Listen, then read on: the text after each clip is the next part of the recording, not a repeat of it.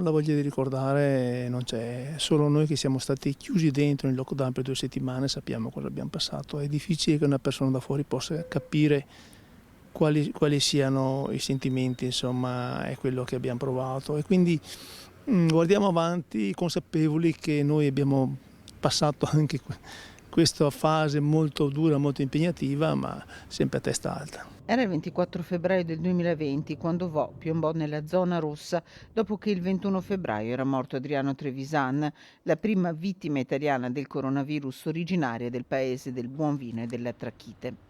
Il coronavirus era diventato parte della nostra storia e a Vo si provava sulla pelle di poco più di 3.000 persone la paura dell'isolamento dal mondo, il tentativo fallito di bloccare la circolazione del virus, il dolore per la morte di Adriano Trevisan, prima di Renato Turetta poi, ma anche la voglia di lottare.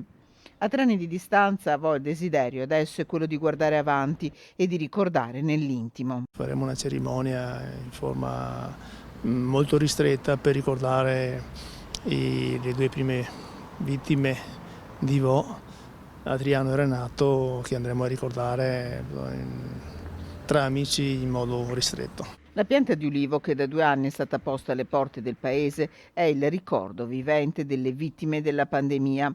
A loro sarà dedicato un ricordo intimo, più avanti racconta i nostri microfoni il sindaco.